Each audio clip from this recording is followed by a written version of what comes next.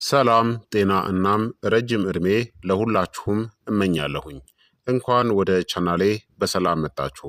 ዛሬ በዓለም ላይ ካሉ ተወዳጅ ፍራፍሬዎች መካከል ስለ አንዱ አስገራሚ እውነታ እንመለከታለን። ለመሆኑ በዓለማችን ላይ ካሉ እጅግ ተወዳጅ ፍራፍሬዎች አንዱ ስለ ፍራፍሬው ራሱ ሳይሆን እኛ በምንመገብበት መንገድ ምክንያት ብቻ ለጤናችን ያለውን ጥቅም አጥቶ ጎጂ ሊሆን እንደሚችል ታውቃላችሁ?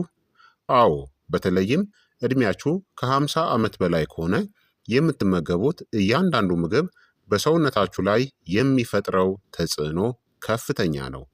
ሙዝ በፖታሲየም፣ በፋይበር፣ በቫይታሚን ቢ6 እና በአንቲኦክሲዳንቶች የበለጸገ ድንቅ ፍሬ ነው። የልብ ጤናን ለመጠበቅ፣ ለስርዓተ ምግብ መፈጨትናም የሰውነትን የኃይል መጠን ከፍ ለማድረግ በእጅጉ ይረዳል። ነገር ግን ዕድሜ ከ50 በላይ ሲሆን የሰውነታችን ሜታቦሊዝም ምግብን ወደ ኃይል የመቀየር ሂደት ይዘገያል። በደም ውስጥ ያለውን የስኳር መጠን የመቆጣጠር አቅማችንም ሊቀንስ ይችላል። እንዲሁም በምግብ መፈጨት ላይ ለውጦችም ይከሰታሉ። ዕድሜያችን እየጨመረ ሲሄድ የሰውነታችን ሴሎች ለኢንሱሊን ያላቸው ስሜታዊነት ይቀንሳል። ይህ ማለት ስኳር የበዛባቸውን ምግቦችን ስንመገብ ሰውነታችን በቀላሉ ማስተናገድ አይችልም ማለት ነው።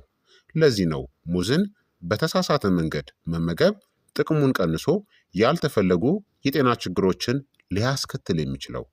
በዛሬው ቪዲዮአችን እድሜያቸው ከ50 በላይ የሆኑ ሰዎች ሊያስወግዷቸው የሚገቡ 10 የተለመዱ የሙዝ የአመጋገብ ስህተቶችን እናም ይህንን አልሚ ፍራፍሬ በጥሩ ሁኔታ መመገብ የምትችሉባቸውን ጤናማ መንገዶችን እንመለከታለን።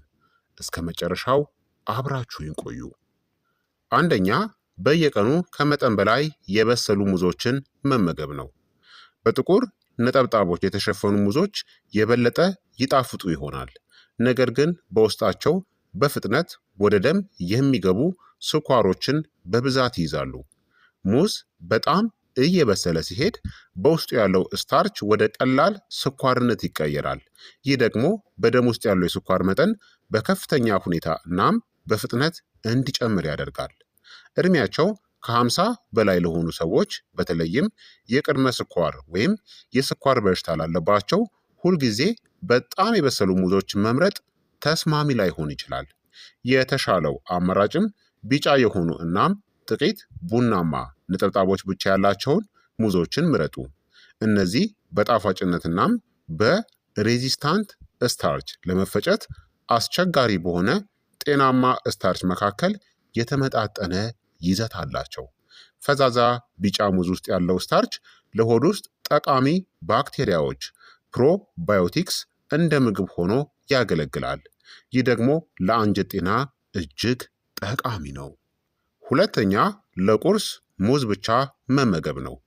ብዙ ሰዎች ጠዋት አንድ ሙዝ ብቻ ይዘው ከቤት ይወጣሉ። ችግሩ ምንድን ነው?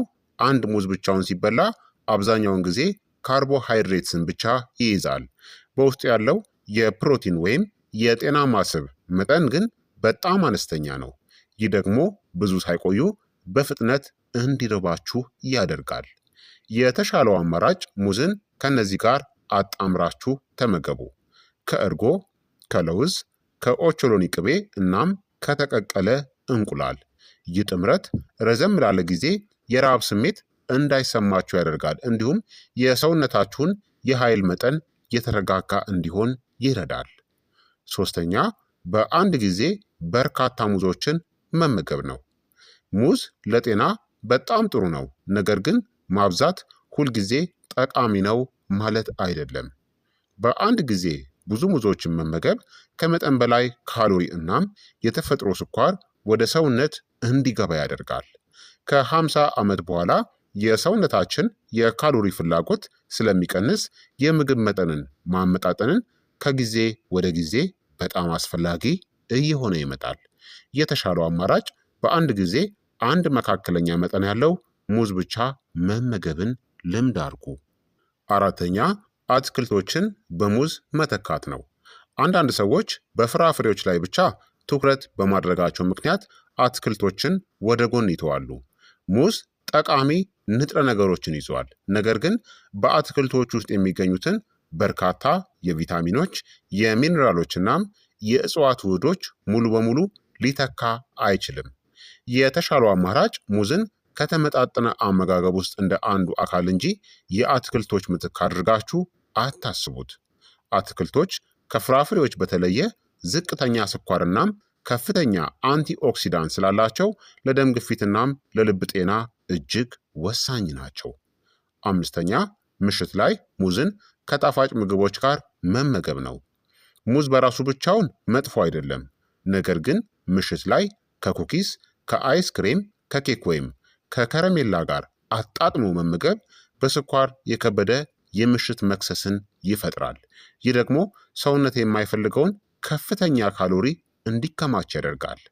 የተሻለው አማራጭ ማታ ላይ የረሃብ ስሜት ከተሰማችሁ የተከተፈ ሙዝ ከአንድ እጅ እፍኝ የለውዝ ፍሬዎች ጋር በመቀላቀል የተመጣጠነ መክሰስን አዘጋጁ። ስድስተኛ በስሙዚ ውስጥ የሙዝ መጠንን አለማስተዋል ነው።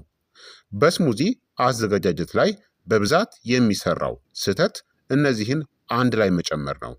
2 ሙዝ፣ የፍራፍሬ ጭማቂ፣ ማርና ጣፋጭነት ያለው እርጎን በአንድ ጊዜ ይህ ሁሉ ሲደባለቅ ያ የጤና መጠጥ ያልነው ነገር በድንገት ወደ የስኳር ቦምብ ይቀየራል። የተሻለው አማራጭም እነዚህን ተጠቀሙ። 1 ሙዝን፣ ጣፋጭ ያልሆነ እርጎን፣ ስፒናች፣ ቺያሲድና ውሃ ወይም ወተትን። ይህ በጣም የተመጣጠነ እናም ጤናማ እስሙዚ ይሆንላችኋል። 7ኛ ከሙዝ ጋር በቂ ፋይበርን አለመመገብ ነው። ሙዝ በውስጡ ፋይበርን ይዟል፣ ነገር ግን ብቸኛው የፋይበር ምንጫችሁ ሊሆን አይገባም። ከዕድሜ 50 በኋላ የምግብ መፈጨት ስርዓት ጤና እጅግ በጣም አስፈላጊ እየሆነ ይመጣል። የተሻለው አማራጭ ሙዝን ከነዚህ ጋር አዋሃዱት። ከኦትስ፣ ከተልባ፣ ከቺያሲድና ከአትክልቶች ጋር። ይህ መደበኛ የምግብ መፈጨትንና የአንጀትን ጤና በእጅጉ ይረዳል። 8ኛ ሙዝ ገና በጣም ጥሬ ወይም አረንጓዴ እያለ መመገብ ነው። በጣም አረንጓዴ የሆኑ ሙዞች ከፍተኛ መጠን ያለው ሬዚስታንት ስታርችን ይዛሉ።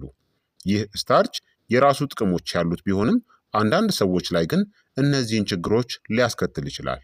የሆድ መነፋትናም ጋዝ፣ የሆድ ቁርጠት፣ የምግብ አለመፈጨት ስሜት። በተለይም ስሜታዊ የሆነ የሆድ ዕቃ ወይም የምግብ መፈጨት ችግር ካለባችሁ ይህ ይብሳል። የተሻለው አማራጭም ሙሉ በሙሉ ቢጫ እስኪሆን ድረስ በጥቂቱ እንዲበስል ሙዝን ተዉት። 9ኛ አጠቃላይ የደም ስኳር ቁጥጥርን መዘንጋት ነው። ሙዝ ለጤና ጎጂ ፍራፍሬ አይደለም፣ ነገር ግን የዕለት ተዕለት አመጋገባችሁ ቀድሞውኑ ብዙ ስኳር የበዛባቸውን ምግቦችን የያዘ ከሆነ በላዩ ላይ ከፍተኛ መጠን ያለው ፍራፍሬ መጨመር በደም ውስጥ ያለውን የስኳር መጠን ለመቆጣጠር አስቸጋሪ ያደርገዋል።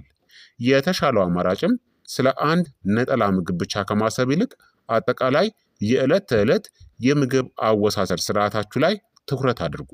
ዋናው ቁልፍ መመጣጠን ወይም ባላንስ ነው።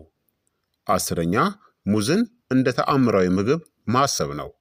ብዙ የኢንተርኔት መረጃዎች ሙዝ ሁሉንም የጤና ችግሮች ሊፈታ እንደሚችል አድርገው ያወራሉ። እውነታው ግን በጣም ቀላል ነው። ሙዝ በጣም አልሚ ነው፣ ነገር ግን ምንም አይነት ነጠላ ምግብ እነዚህን ወሳኝ ነገሮችን ሊተካ አይችልም። ዘወትር የአካል ብቃት እንቅስቃሴ ማድረግን፣ ጥሩ እንቅልፍ ማግኘትን፣ በቂ ውሃ መጠጣትና የተመጣጠነ ምግብ መመገብን።